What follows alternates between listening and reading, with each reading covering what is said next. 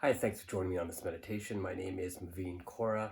Today we'll be just doing a nice seated meditation. We'll be listening to the Ram Dass Here and Now podcast, episode 53, Devotion and the Guru. So find yourself a nice comfortable place to sit. I will be closing my eyes during the meditation. I've also got myself a little notebook to take some notes. As I'm hearing something that relates to me, I will obviously write it down and then use that at a further time and date to impact myself and put it into my life based on what I wrote, or try to understand how what is being said by Ram Dass and try to implement that understanding into my future. Find yourself a nice comfortable place to sit. Do yourself a favor and try to sit up nice and straight with your neck and spine aligned. Don't overstretch it. Just sit nice and relaxed, comfortable. Breathe in, breathe out. This is not supposed to be a very complicated meditation. Really just listening to a talk that was done by Ram Dass. Thank you so much and enjoy this talk and meditation. We appreciate everybody here. So here we are, Ram Dass Here and Now and Devotion and the Guru from the Naropa Talks. I'd like you to meet the man behind the scenes, because it's really his trip. I am totally a wind-up robot, and you say, oh, now that's a hang-up in your mind, and we'll deal with that. Watch your emotional reactions to all this stuff as you go along. Far out. So what we will do is, after I finish the lecture, we will do arti, which is the light ceremony to the Guru, which we do every day at our homes, our respective puja tables at homes. And I'll translate it for you, and then we'll do it for you. And at that time, we will be offering, as we talked about sacrifice or offering, we will be offering food, which then becomes prasad, or consecrated food, through the process of offering it.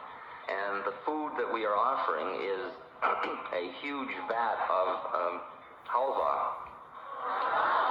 which it's Indian halva. It's very nice, and it was made with much love, and it has a huge Hindi Ram written on it in raisins, and it was made for you, for the Guru. It'll be offered to the Guru, and then it'll be taken to the door, and as you leave, you will be given some prasad from this experience, okay? When you receive it, it might just help, since you might as well learn the Hindu traditions and play it. You know, you ought to be flexible enough to be a Buddhist on Monday, Wednesday, and Friday, and a Hindu on Tuesday, Thursday, and Saturday. So when you are being a Hindu and you take food, the way to receive prasad is you hold your hands like this with your right hand on top, and a little of the food is put in your hand. You don't reach for it, you don't take it, it's given to you. Right? And you don't take it with your left hand. Okay? In India, it's very clear. You use the left hand to go to the toilet and the right hand to eat, and it's all very simple. We get a little confused here. After the arti, the light ceremony, then we will continue with the slide presentation, and during the time we're showing you slides Rameshwar Das has prepared of Maharaji. I'm just going to give you little stories about him and little one-liners of what he said, and just convey to you a little bit so that you can visit with him. It's just visiting another being. You might not have a chance to go to India, and if you did, he's left his body, so it would be difficult. So we're bringing him here through technology. The technology of the heart. The reason we have to go to these lengths, if you will, is because the quality of bhakti or devotion is really not something that we can sit down and intellectually figure out. It is something that has to do with the heart. And there's a little absurdity about talking about heart trips. There's something that one feels or one experiences in a realm that is not necessarily conceptual. So that I haven't made this series of lectures very, very much talking about devotion and love, because I thought rather than talk about it, we just let it sneak in on us through the kirtan, through the singing, through the mala, the mantra of opening the heart. just being together in love and let it all happen to us individually. Because that is the spirit of the Bhagavad Gita. The Bhagavad Gita is concerned with service and with wisdom, the higher wisdom. But it is all ultimately in the Gita in a context of devotion. And chapter 12 is in a way the love focus of that particular bhakti quality of the Gita. But if you reflect on the way Arjuna is taken through the sequence by Krishna, you realize that at some point Krishna says to Arjuna, "It is because of your love that I'm allowing you to hear all this and see all this." And the vision that is bestowed upon Arjuna, which is an incredible grace to have that vision, the vision of the cosmic forms, the vision to open the third eye to see without looking, and the awesome and, in a way, horrible or awful nature of the vision, that was only bestowed on Arjuna because of his love, really, and his devotion, and the purity of his relationship to Krishna. And if you trace the sequence in the Gita, you see that there is a certain, what we call lower knowledge, lower gyan, which led to a certain kind of faith, because faith is sort of the lower mind having the faith in the possibility that it all is something else, which is what the higher mind knows, but the lower mind doesn't. And that faith leads you to purification, which we talked about last time. And that purification, as you quiet down, you start to open a bit, and that allows you to have some visions or some direct, immediate experiences, which leads you to a deeper kind of awe and devotion to it all, and finally to the higher wisdom, which is the wisdom of the Brahman and the wisdom of the Purushatma in relation to the Brahman. And oftentimes, I think that you may feel, especially as you are at Naropa, that there is a tremendous struggle going on between the head trippers and the heart trippers, between the Gyanis and the Bhaktis, between the people that say, be cynical, be tough, be cold, don't buy all that emotional crap, and the people that are saying, love, drown in the ocean of my love, it's okay. And it all looks sloppy and mushy and yuck, and the intellect looks so clean and tight, you know. But you've got to see that it's very much like a mountain, and that the different paths start from different parts of this very wide base of the mountain, and you start from where you're at. And then as you get up the mountain, these all things start to come together. And really near the top, it all becomes very, very, very intermingled. So that if in a advanced class or a weak moment, it couldn't be a weak moment, in an advanced class, you would get Trungpa, for example, to start to reminisce about his relations to his gurus, or talk about the devotional quality of Buddhism. You would begin to sense a lot of these qualities which he uses words that are much different. He uses, the most emotional word he gets are things like warmth. See? Because he's being very cool. But when I'm with him, I feel this incredible, loving, devotional being. Although I don't think that's his particular ray. And I think what you're being subjected to here at Naropa, in many different ways, through many of the different teachers here, is a recognition that the game isn't one of good and evil. You might sit around saying, look, he's a bad guy and he's a good guy, or she's wonderful and she's no good because they think that way.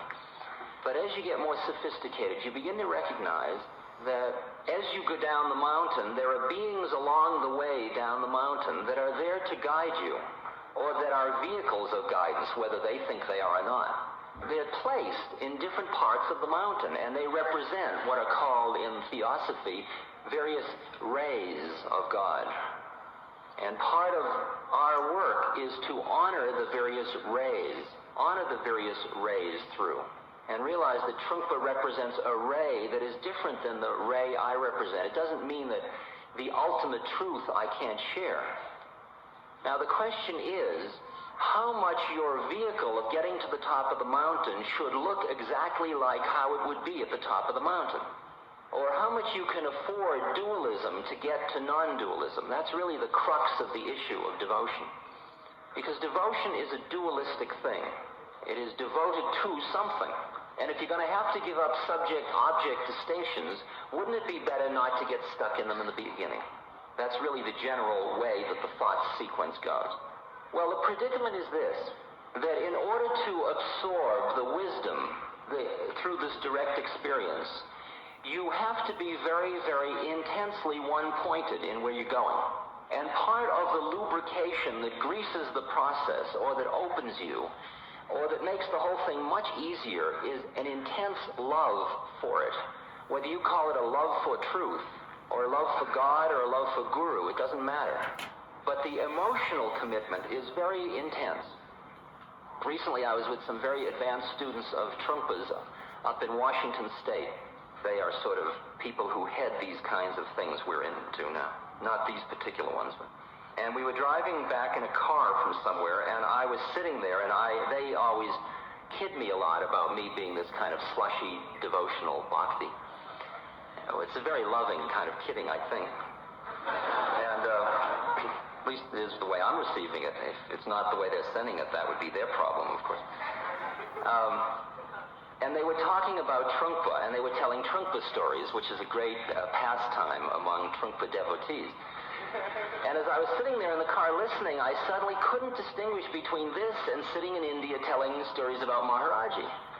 It had that same total love and adulation, and you know what he did then? And then he danced around the stupa, and they were describing how he danced and what it looked like, and I turned around and I said, you know, you're nothing but a group of sloppy bhaktis. I can't stand you, you know. And they said to me, well, don't tell anybody. So I, of course, am doing that specifically right now.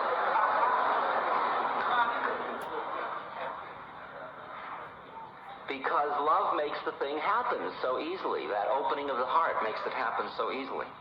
In the Psalms, David says in the Old Testament, because my heart was enkindled, my reins also were changed.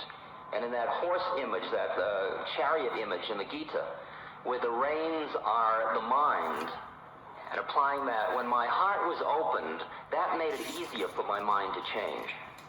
And that's really what the whole issue of devotion is a way of making it very easy to turn your heart to turn your mind in a certain direction.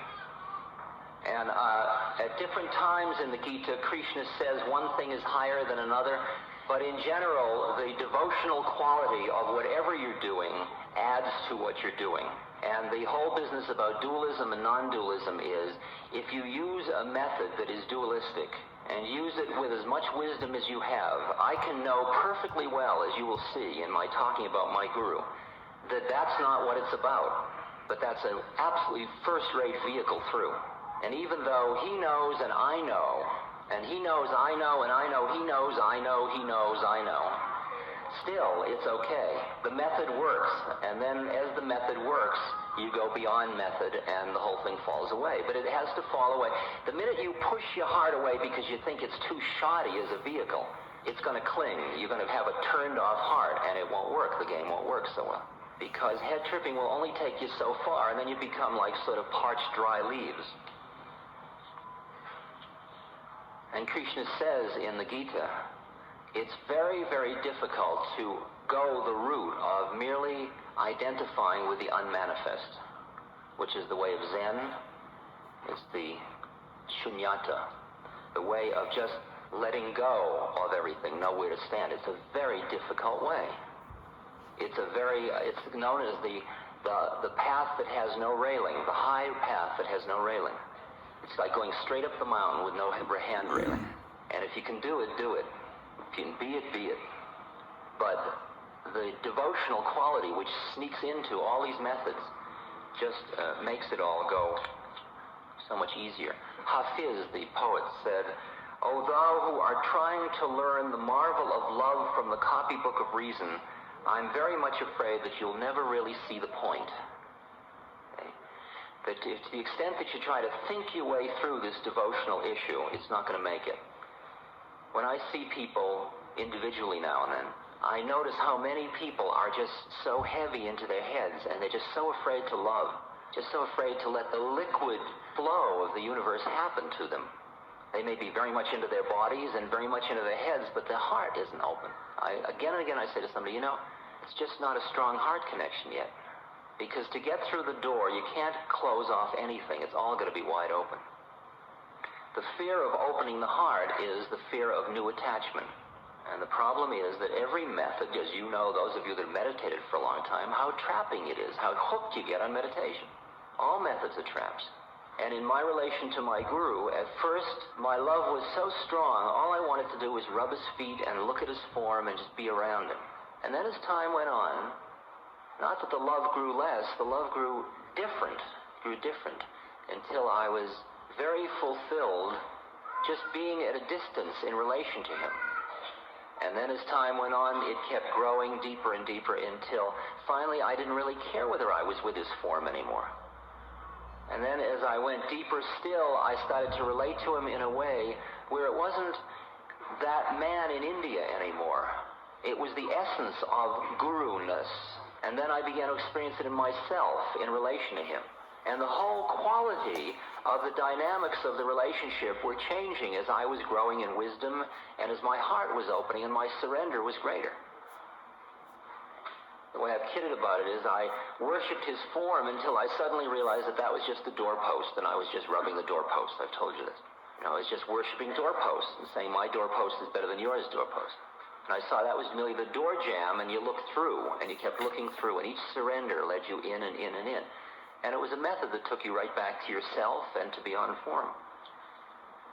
And a lot of the qualities of renunciation or intellectual discriminations that are really difficult when you're trying to do them in a rajasic, I can do it type way, in the presence of love, they're incredibly easy.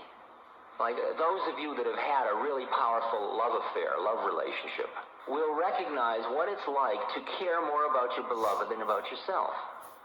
And you can go like your favorite food comes on the table. Can you imagine getting to the point where your main concern is that the other person have enough of it and that you're fulfilled that they should eat it? When you have a child, that's the kind of experience you get. And somebody says, aren't you self-effacing? Aren't you sacrificing to your child? But it isn't sacrifice, it's joy. And all austerities with a dry heart are really heavy. With love, they become like, oh yeah, wow, I'll do this for my lover. Do this for my beloved. I'll give this up. That'll get me closer. I mean, when you really want to get close to your beloved, boy, you can't give things up fast enough. That's getting in the way. Oh, I don't want to read that. I can't do that because it'll keep me from my beloved. And we'll talk a moment about the intensity of that kind of love as it develops.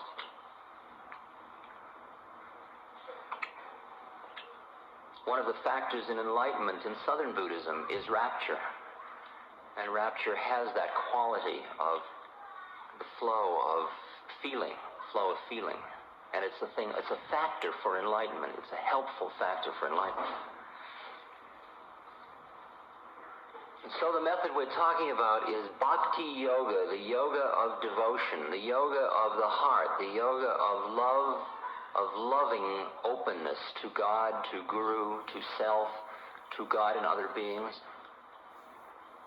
The quality of love, as described by Mayor Baba, this is one of the most beautiful quotes that I've read. It says, love has to spring spontaneously from within. It's in no way amenable to any form of inner or outer force. Love and coercion can never go together. But though love cannot be forced on anyone, it can be awakened in him through love itself. Love is essentially self-communicative.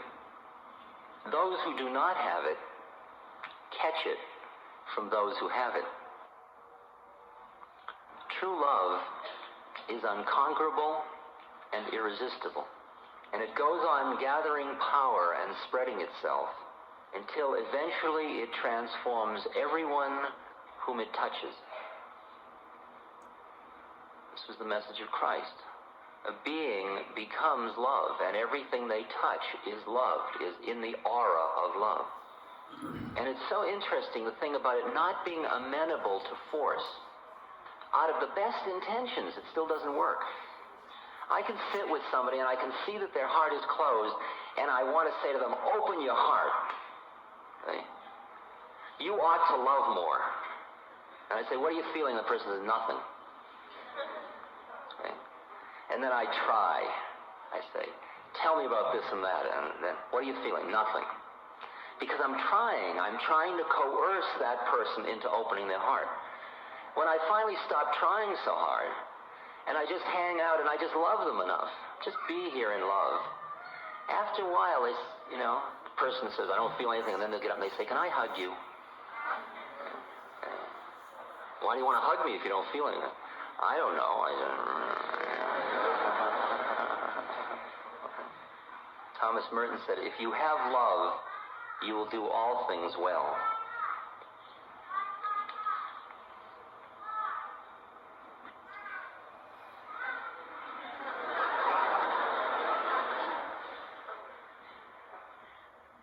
Paul in Corinthians. Love suffereth long, and is kind. Love envieth not. Love vaunteth not itself, is not puffed up, does not behave itself unseemly, seeketh not its own, is not provoked, taketh not account of evil, rejoiceth not in unrighteousness, but rejoiceth with the truth, beareth all things, believeth all things, hope all things, endure all things. Love never faileth. Every now and then in these lectures, I've dropped the line, but I've let it pass because it's a little far out without this course going on for quite a bit longer. I have the line, suffering is grace. And it's very hard for people to hear that. Suffering is grace. That when you've got all your troubles, all your sorrows, all your difficulties, all your weighty sufferings, which everybody has, that is grace that's been given to you. And that's far out because it sounds so Pollyanna-ish or so masochistic or something. And it's only in this space of love that starts to make sense. Otherwise, it won't make sense to you ever. Reason will never allow you to understand the concept of suffering as grace.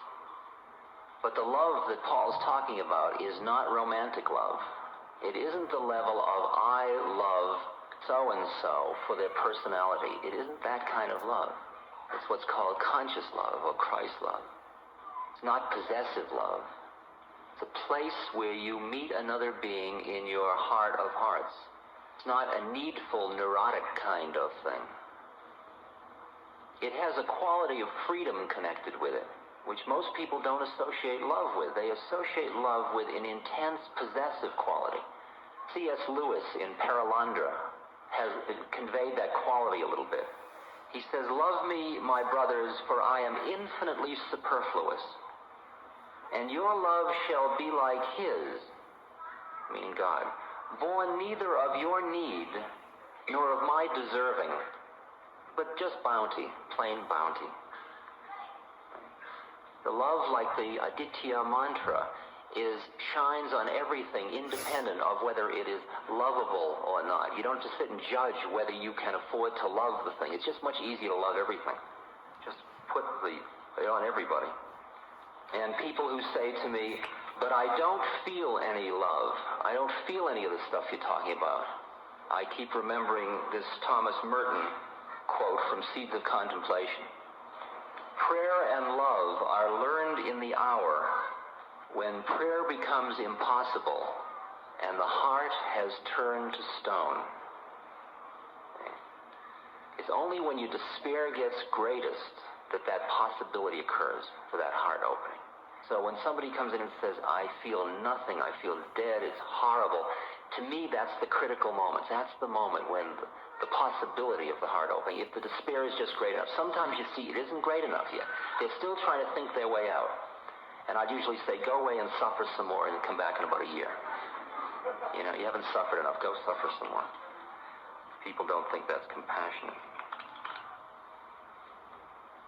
In our tradition of Ram, the statement is, Ram likes love only.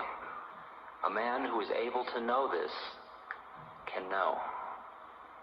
And out of traditions that we are familiar with, thou shalt love the Lord thy God with all thy heart, with all thy soul, with all thy mind, with all thy strength.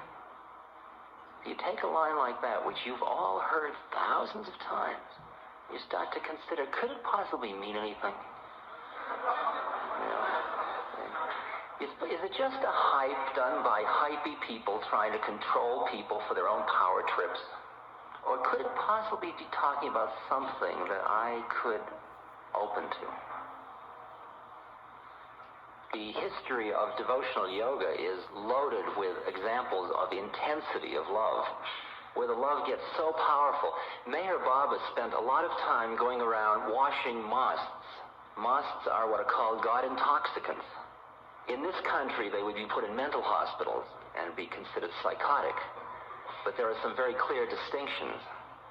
It's not that they are so much in the world that they're all screwed up about it because of their anxiety. It's because their fifth chakra is open and they've turned inward towards God, and they couldn't care less about their body, about the social scene. It's just all fallen away. They can't keep it together. They don't remember their zip code. And Meher Baba used to go around and wash these mosques, give them baths, and keep them in ashrams and build places for them. These people that nobody else wanted to go near because they were just so crazy and flipped out. And we talked one night when a fellow was here, we talked about people who are going through stages where it's easy for you when they inconvenience you to say, well, that person's neurotic and I wish the hell they'd get out of the way. But there is another recognition which comes with your own quieting, where you honor the fact that somebody is going through some very profound spiritual awakenings, and that at that point they must be treated with a lot of love and compassion. And what we need is more ashrams of what is, Trump is starting with Maitreya, that kind of quality of place which is a total care scene for people who are going through these transformations, but with spiritual consciousness behind them. Ramakrishna said, cry unto the Lord with a longing and yearning heart, and then you shall see him. People would shed a jug full of tears for the sake of their wife and children. They would drown themselves in a flood of tears for the sake of money. But who cries for the Lord? I mean, think about what you've cried for in your lifetime. When somebody put you down? When you lost something? You made a fool of yourself? And these mosques, when this thing happens, this intense love, it's also referred to in the Bible, in Isaiah, when he's talking about these beings, and he says, they are drunken, but not with wine. They stagger, but not with strong drink.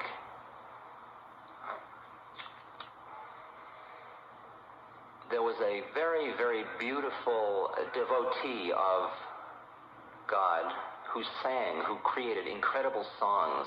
Her name was Mirabai. And this is an example of a song which, if you look at it from a hard-headed place, is absolutely grotesque.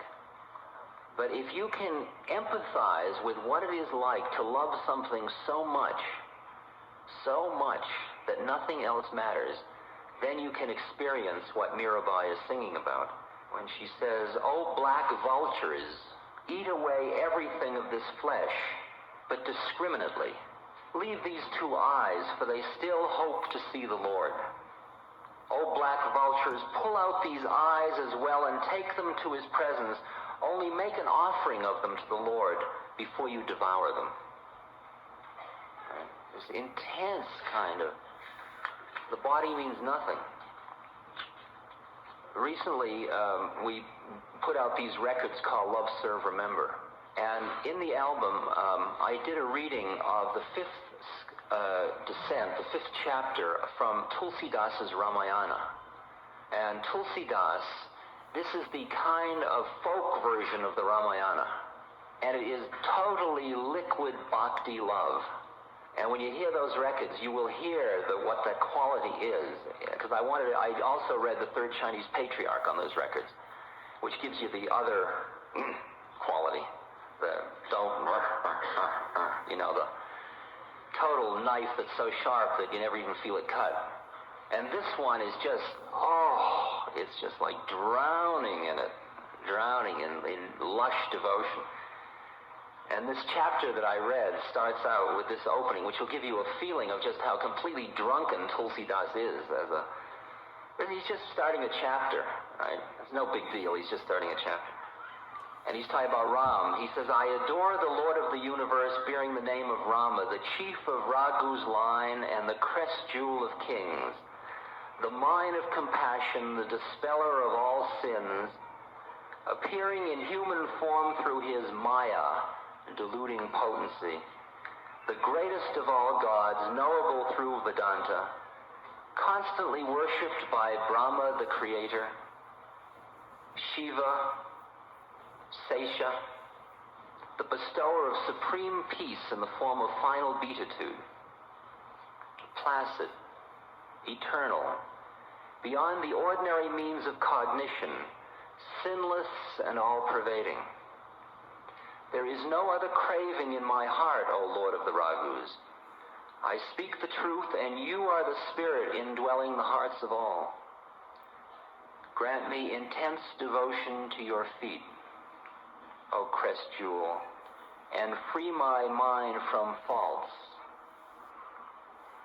I bow to the son of the wind god. This is Hanuman, the monkey, the beloved devotee of Sri Rama, the chief of the monkeys, the repository of all virtues, the foremost among the wise, a fire to consume the forest of the demon races, possessing a body shining as a mountain of gold and a home of immeasurable strength.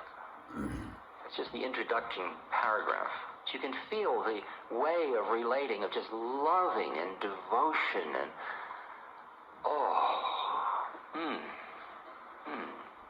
just like sitting around and just like savoring your favorite food in your fantasies.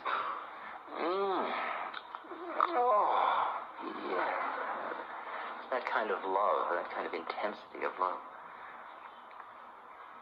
Now, how is all this love and devotion directed as a useful technique of sadhana?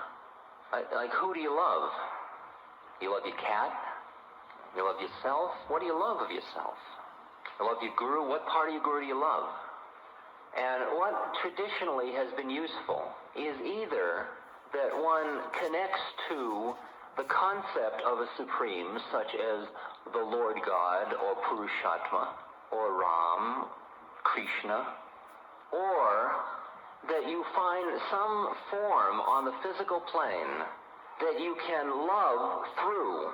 You can use as a doorway through your love to go through it. And that is what the technique of Guru Kripa is about. Guru grace, Guru blessing, the method of the Guru. And that is my method. I was recently asked to review a book, and it was a book by some social scientists about some primitive phenomena, in which case they were assessing the Guru.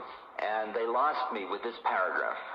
They said the Guru is a real or fantasied authoritarian figure whose basic function seems to be to represent a cultural sanction for the wanted or desired activity, and by his presence to help bring it about.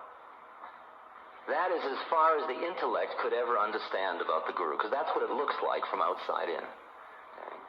Because the way in which the relation of the Guru works has nothing to do with the kind of intellectual process, as you'll see from the quotes of my Guru later on. No known comparison exists in the three worlds for a true Guru.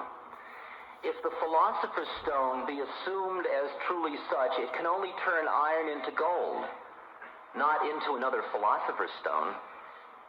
The venerated teacher, on the other hand, creates equality with himself in the disciple that takes refuge at his feet.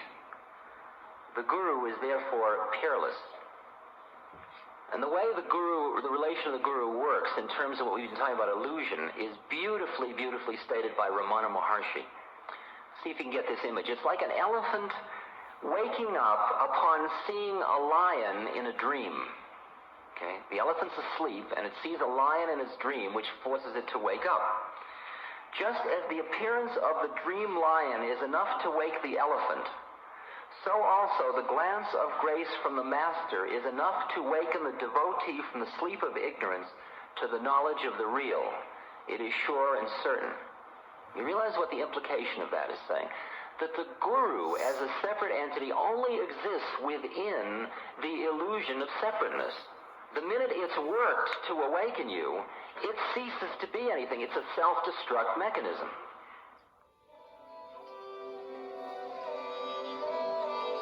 This podcast is brought to you by the Love Serve Remember Foundation and ramdas.org. We